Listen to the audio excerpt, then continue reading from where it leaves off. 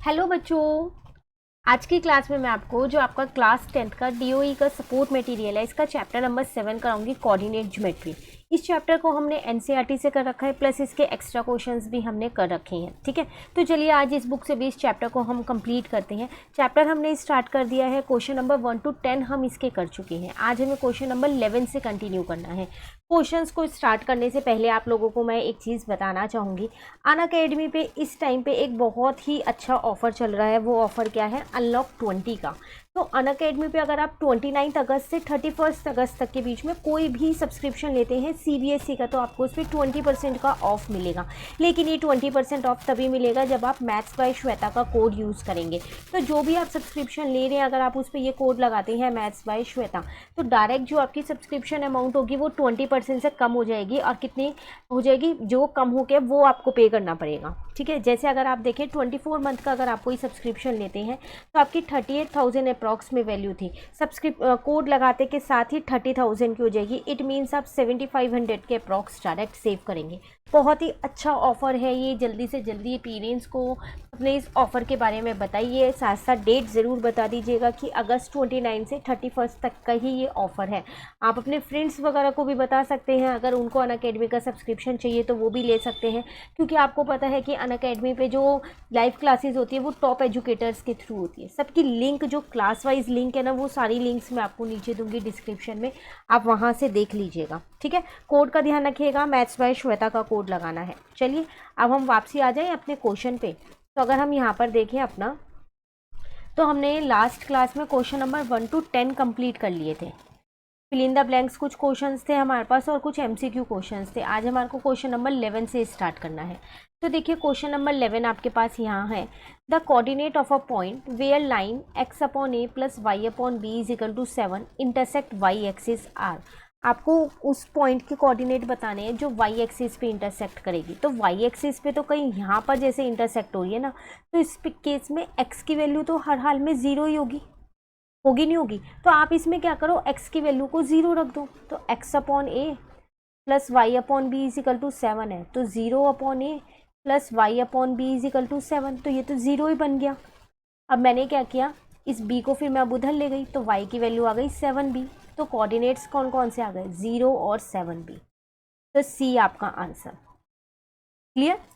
Next question number 12 में कह रहा है the area of triangle O A B the coordinates of whose vertices are A B and O origin पे है। ए के वर्टिसेस दे रखे हैं, बी के दे रखे हैं और ओ जो है वो ओरिजिन पे है। तो देखो इसमें हमारे को एरिया ऑफ ट्राइंगल लगाना है। तो जो एरिया ऑफ ट्राइंगल वाला टॉपिक है वो हमारा डिलीटेड सिलेबस में है, तो ये वाला क्वेश्चन हमारा नहीं आएगा। ठीक है, नेक्स्ट आपके पास जो क्वेश्चन है क्वेश्चन नंबर 13, इसमें आपसे क्या कह रहा है यहाँ पर। अब आपको क्या करना है, the distance between the point P and Q.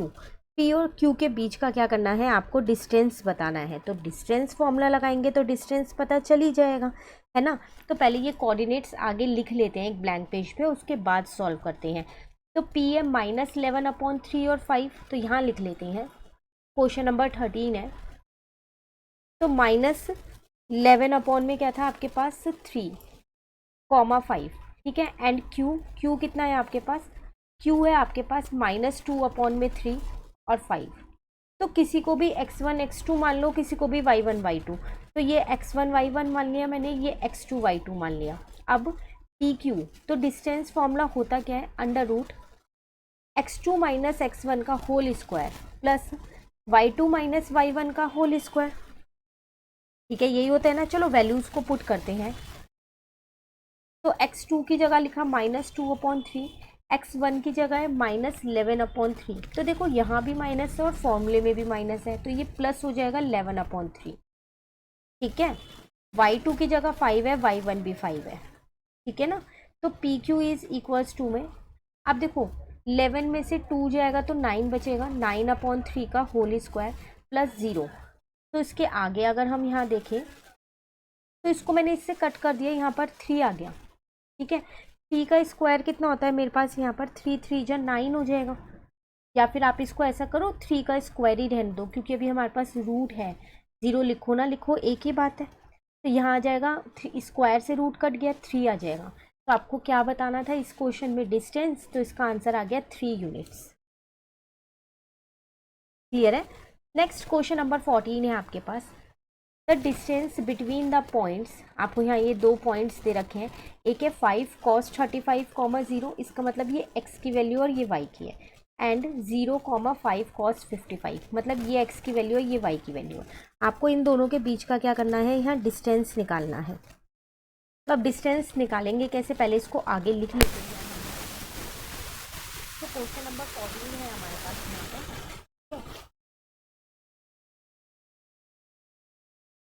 5 cos 35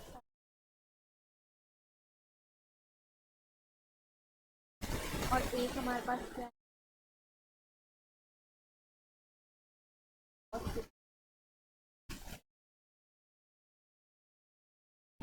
x को y1 y2 मान लीजिए। नाम हमारे को कोई वो नहीं दे रखा, तो डिस्टेंस निकालना होल स्क्वायर होता है, y2 माइनस। देखो ध्यान से देखो, यहाँ नॉर्मल नंबर्स आपको नहीं दे रखे ना, कॉस और वो दे रखा है, तो कैसे करें। वो है माइनस एक्स वन, वो है 5 cos 35 प्लस y2 में लेता 5 cos 55 और y1 है लेता, ठीक है। अब यहाँ पर ये हो जाएगा माइनस 5 cos 35 का स्क्वायर डिग्री एंड, प्लस यहाँ आ जाएगा 5 cos 55 का स्क्वायर, ठीक है, ये भी डिग्री है, अंडर रूट ऐसे लिया। अब अगर आप इसके ऑप्शन देखें तो आपको यूनिट में 1 2 3 4 ऐसे ही दे रखा है, तो इसका मतलब ऐसे ही हमारे को यहाँ पर सॉल्व करना ही है। तो अब इसके बाद 5 का स्क्वायर तो देखो आप इजीली कर सकते हो, तो 5 का स्क्वायर हो जाएगा आपके पास 25, माइनस से माइनस कट जाएगा, 2 माइनस का स्क्वायर हो जाएगा, ये हो जाएगा कॉस स्क्वायर 35, ठीक है, प्लस फिर 5 का स्क्वायर हो जाएगा आपके पास 25, ठीक है। अब यहाँ आ जाएगा कॉस स्क्वायर 55, अभी भी अंडर रूट ऐसे, ठीक है। यहाँ से मैंने क्या किया, 25 को कॉमन ले लिया, तो कॉस स्क्वायर 35 प्लस यहाँ आ गया कॉस स्क्वायर 55। क्लियर है यहाँ तक। अब इसमें से किसी एक को आपको चेंज करना पड़ेगा, तभी तो ये हटेगा। देखो आपको पता है कि sine square theta plus cos square theta जो है वो 1 होता है ना। तो अब हम यहाँ से क्या करते हैं, 25 को मैंने बाहर ले लिया, 5 आ गया, वो रूट से बाहर निकल गया। अब मैंने इसको क्या किया, मैंने इसको लिख दिया कॉस स्क्वायर 90 माइनस 55, और ये कॉस स्क्वायर 55 मैंने ऐसे ही रहने दिया, ठीक है। ये 5 ऐसे ही है। अब यहाँ पर कॉस स्क्वायर थीटा क्या होता है, साइन कॉस 90 माइनस थीटा, अगर मैं देखूँ कॉस स्क्वायर 90 माइनस थीटा क्या होता है आपके पास, साइन स्क्वायर थीटा होता है। ये आइडेंटिटीज आपको लिख के आनी है, तो ये हो जाएगा साइन स्क्वायर 55, ठीक है, प्लस ये कॉस स्क्वायर 55 ऐसी है। इन आइडेंटिटीज को जानने के लिए आपको चैप्टर नंबर 8 करना पड़ेगा, वो चैप्टर भी हमने पूरा कर रखा है अच्छे से, एक्स्ट्रा क्वेश्चंस भी हैं, एनसीईआरटी से भी कर रखा है और सपोर्ट मटेरियल से भी कर रखा है। लिंक सबको नीचे मिल जाएगी सबकी आपको, प्लस चैनल पे सारी वीडियोस अपलोड है। तो ये तो आप पे 1 होता है, 1 का स्क्वायर 1 ही तो आता है, तो कितना आ जाएगा 5, इसका मतलब डिस्टेंस जो है वो आया 5 यूनिट। क्लियर। चलिए नेक्स्ट क्वेश्चन नंबर 15 पे आ गए। यहाँ आपसे क्या कह रहे हैं, the coordinate of vertex A of triangle A B C are, A के वर्टेक्स के रखे and D and a point D which is the mid point of B C. तो अगर मैं एक ट्राइंगल यहाँ पर ड्रॉ कर लूँ ए बी और सी, ठीक है, डी जो है वो मिड पॉइंट है बी सी का, इसके वर्टिसेस दे रखे हैं मुझे -4 और 2, ठीक है। D is the mid point of B C are, D के भी दे रखे हैं 2 और 5।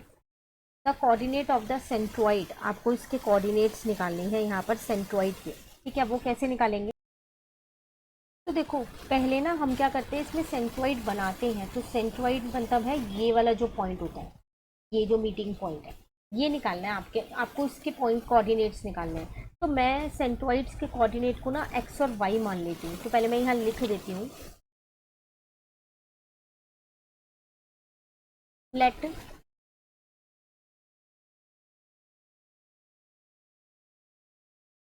Required coordinates be X comma Y, ठीक है। अब इस फिगर को मैं दोबारा एक बार यहाँ पर ड्रॉ कर रही हूँ।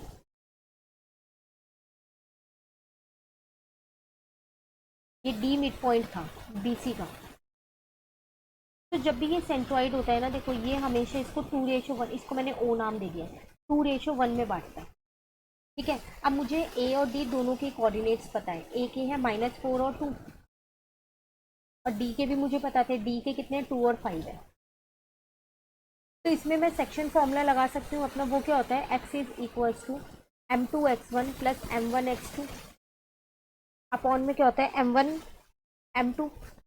ठीक है, और दूसरा y के लिए अगर देखा जाए तो क्या वैल्यू होती है, वो होती है m2y1 प्लस m1y2 अपॉन में क्या आ जाएगा m1 प्लस m2। ठीक है, सब चीज़ें हैं आपके पास, देखें तो क्या क्या है, मैं यहाँ लिख देती हूँ पहले वो सारी चीज़ें। m1 जो है वो आपके पास 2 है, m2 जो है वो आपके पास 1 है। x1 अगर हम यहाँ पर देखें तो x1 आपके पास -4 है, x2 आपके पास यहाँ पर 2 है, y1 आपके पास यहाँ 2 है, y2 आपके पास यहाँ पर 5 है। सारी चीज़ें आपको यहाँ क्वेश्चन में गिवन है, सिर्फ वैल्यूज़ को पुट करना है आपको यहाँ। ठीक है, अब कैसे पुट करेंगे, देखो यहाँ x is equals to m2 हमारे पास यहाँ पर क्या है 1, x1 हमारे पास क्या है -4 प्लस m1 क्या है 2, x2 क्या है 2। ठीक है, m1 प्लस m2 क्या है, तो m1 मैंने यहाँ 2 लिख दिया, m2 कितना है मेरे पास यहाँ पर 1 है। सेम y की भी पुट कर लेते हैं, साथ साथ सॉल्व करते रहेंगे। m2 क्या है हमारे पास 1, y1 क्या है हमारे पास 2, उसके बाद देखें m1 क्या है 2, y2 क्या है 5, m1 प्लस m2 क्या हो जाएगा आपके पास 2 + 1, तो x इज इक्वल्स टू में आ जाएगा -4 + 4 अपॉन में 3, तो ये तो 0 ही आ गया x का तो वैल्यू। y अगर हम देखें तो ये हो जाएगा 2 × 1 = 2 और 2 × 5 = 10 हो जाएगा अपॉन में 3, तो y कितना आ जाएगा आपके पास 12 अपॉन में 3, इसका मतलब 4। तो जो कोऑर्डिनेट्स हैं जो आपको चाहिए रिक्वायर्ड कोऑर्डिनेट किसके, सेंट्रॉइड के, वो कितने हो जाएंगे आपके पास 0 और 4। अब आप ऑप्शन में देख लो है या नहीं, बिल्कुल है ऑप्शन में 0 और 4 है ना ऑप्शन में, तो इसका मतलब इसका आंसर 15 का आंसर आपके पास क्या है, ए है। क्लियर, आज हम यही क्वेश्चन नंबर 11 to 15 करेंगे। इन 5 क्वेश्चंस में आपको कहीं पर भी डाउट होना आप कमेंट करके पूछ लेना, सारे ही क्वेश्चंस इंपॉर्टेंट है, ये पूरा चैप्टर ही इंपॉर्टेंट है, इसकी वेटेज ही अपने में अलग है। ठीक है, अब इसके काफ़ी सारे क्वेश्चंस रह रहे हैं इस बुक के, आगे के क्वेश्चंस नेक्स्ट क्लास में कंटिन्यू करेंगे। तो अगर वीडियो अच्छी लगी तो लाइक ज़रूर कीजिएगा और चैनल को सब्सक्राइब कीजिए। Thank you.